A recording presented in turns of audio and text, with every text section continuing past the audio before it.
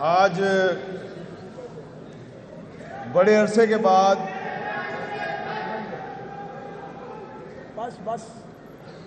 بھائی مجھے پتہ ہے آپ اس وقت جوش و جذبے سے بھرپور ہیں، اور میں بھی بڑے عرصے بعد ایک ایسے اجتماع میں آیا ہوں جہاں پہ اصلی والے سیاسی کارکن موجود ہیں۔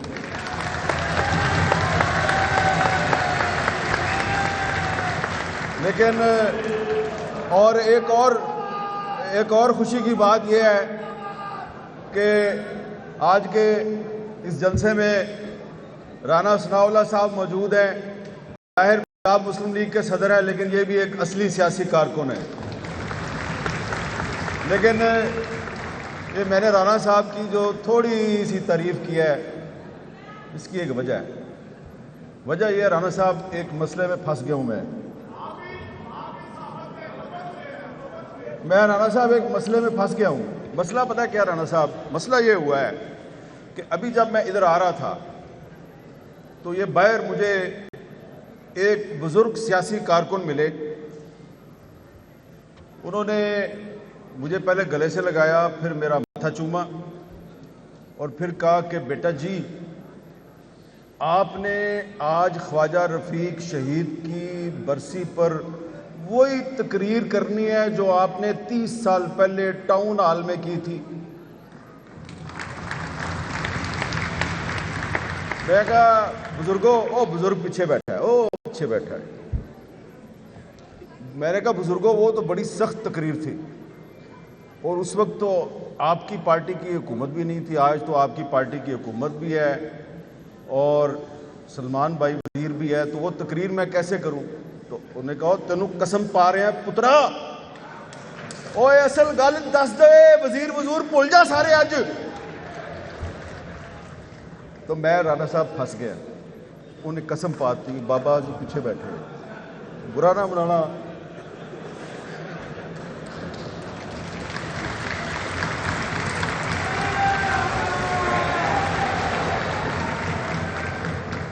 تو جب میں ہال کے اندر آیا، میں بیٹھ گیا سٹیج پہ۔ اب سٹیج پہ میرے ساتھ ایک اور بندہ بھی بیٹھا ہوا ہے، مسئلہ نمبر 2، اور وہ پتہ ہے کون ہے؟ غلام حسین شاہد۔ اور میں نے کہا یار غلام حسین شاہد تم وہی ہو نا 1997 میں تمہاری پارٹی نے ٹکٹ دیا ایم پی اے کا، پھر واپس لے لیا، اس کے بعد کبھی تمہیں دوبارہ ٹکٹ ملا؟ انہوں نے کہا نہیں۔ میں کہا بالکل صحیح ہوا ہے تمہارے ساتھ، کیونکہ تم اصلی سیاسی کارکن ہو، اس لیے تمہیں یہ ٹکٹ نہیں دیتے۔ تو کسی اصلی سیاسی کارکن کو بھی ٹکٹ مل جاتی ہے، لیکن زیادہ تر کو نہیں ملتی۔ اور ہو سکتا ہے کہ اگر رانا ثناء اللہ صاحب مسلم لیگ پنجاب کے صدر رہے اور بااختیار صدر رہے تو یہ جو بلدیاتی الیکشن آ رہا ہے اس الیکشن میں آپ میں سے بہت سے لوگوں کو شاید ٹکٹ مل جائے، اور اگر نہ ملے پارٹی چھوڑ دینا ہے۔ اور بھائی غلام حسین شاہد نہیں بننا آپ نے۔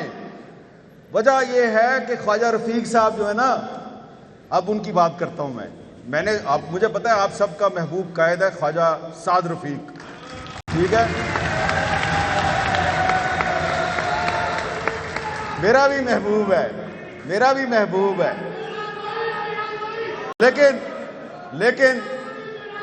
لیکن خواجہ سعد رفیق کے جو والد صاحب ہیں، خواجہ رفیق صاحب کی بھی گل سن لو نا۔ اچھا اب اگر آپ نعرے لگائیں گے میں باتیں زیادہ سخت کرنی شروع کر دوں گا، کیونکہ خواجہ رفیق صاحب نے تو مجھے یہی سکھایا بھائی۔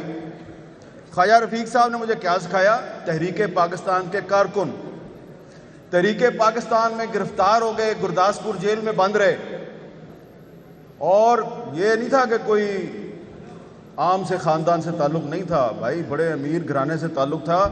اور یہ جو تصویر لگی ہوئی ہے اس میں بھی انہوں نے ٹائی پہنی ہوئی ہے، تو میں بھی اسی وجہ سے ٹائی پا کے آیا۔ خواجہ رفیق صاحب جب اسلامیہ کالج امرتسر کی یونین کے جنرل سیکرٹری تھے تو ایم اے کالج امرتسر کے جب وہ جنرل سیکرٹری تھے تو مجھے ایک دفعہ ایک سکھ نے بتایا، امرتسر کا سکھ تھا پرانا، اس نے کہا اس کی ٹائیاں بڑی مشہور تھیں، ٹائی بڑی اچھی پہنتا تھا اور بمبئی سے اس کی ٹائی آتی تھی جو اب ممبئی ہے۔ اور پھر وہ جب پاکستان بن گیا تو پاکستان بننے کے بعد جب مسلم لیگ کو جاگیرداروں نے ہائی جیک کر لیا تو سہروردی صاحب جو ہے انہوں نے علیحدہ پارٹی بنا لی عوامی لیگ۔ تو خواجہ رفیق صاحب جو ہیں جنہوں نے جس پارٹی کے ساتھ مل کر پاکستان بنایا، جب اس پارٹی نے اپنے وعدے پورے نہیں کیے اور وہ پارٹی جو ہے اس پہ جاگیرداروں کا قبضہ ہو گیا تو خواجہ رفیق نے مسلم لیگ چھوڑ دی، عوامی لیگ میں آ گئے۔ پھر 6 نکات پہ شیخ مجیب کے ساتھ خواجہ صاحب کا اختلاف ہو گیا، تو وہ خواجہ رفیق جس نے پہلے مسلم لیگ چھوڑی عوامی لیگ میں آیا، تو پھر جب 6 نکات پہ شیخ مجیب سے اختلاف ہوا تو رانا صاحب انہوں نے عوامی لیگ بھی چھوڑ دی اور وہ پی ڈی پی میں آ گئے نوابزادہ نصر اللہ خان کے ساتھ۔ اور اس کے بعد نوابزادہ نصر اللہ خان سے بھی اختلاف ہوا تو انہوں نے پاکستان اتحاد پارٹی بنا لی، یہ شاید آپ کو نہ پتہ ہو۔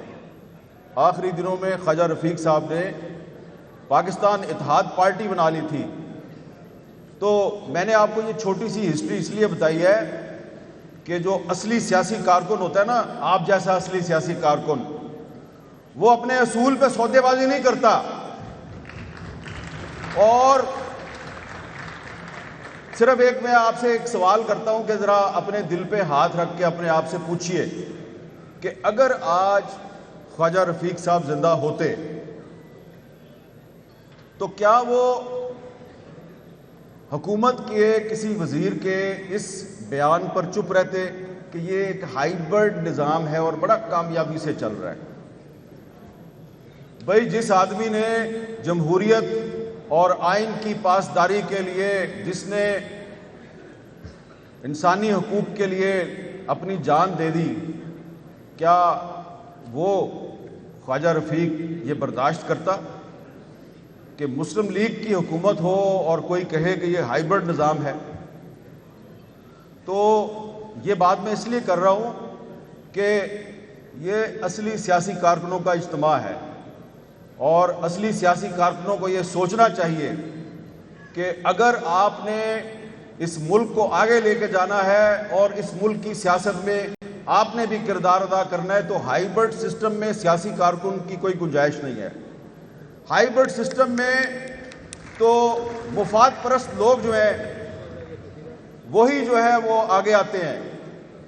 ہائیبرڈ نظام میں بہت کم لوگ جو ہیں وہ وہاں پہنچتے ہیں جہاں رانا ثناء اللہ صاحب پہنچے ہیں۔ تو اصلی جمہوریت کی کامیابی یہ ہے کہ آپ سب وہاں پہنچیں جہاں رانا ثناء اللہ صاحب پہنچ گئے، اور رانا صاحب کی یہ ذمہ داری ہے کہ یہ آپ کو وہاں لے کے جائیں جہاں تک وہ خود پہنچے ہیں۔ اور مجھے یقین ہے کہ ایک ایسا خواجہ رفیق جو شورش کاشمیری کا دوست تھا، جو حبیب جالب کا دوست تھا، تو اس کی یاد میں اگر یہ ایک اجتماع ہو رہا ہے تو اس میں یہ جو تھوڑی سی میں تنقیدی باتیں کر رہا ہوں، وہ بزرگ پیچھے بیٹھا ہے، اس نے مجھے قسم ڈال دی ہے۔ بات تو میں نے پہلے بھی کرنی تھی لیکن تھوڑی احتیاط سے کرنی تھی، بزرگوں نے قسم ڈال کے تو وہ احتیاط کی ساری زنجیریں توڑ دی ہیں۔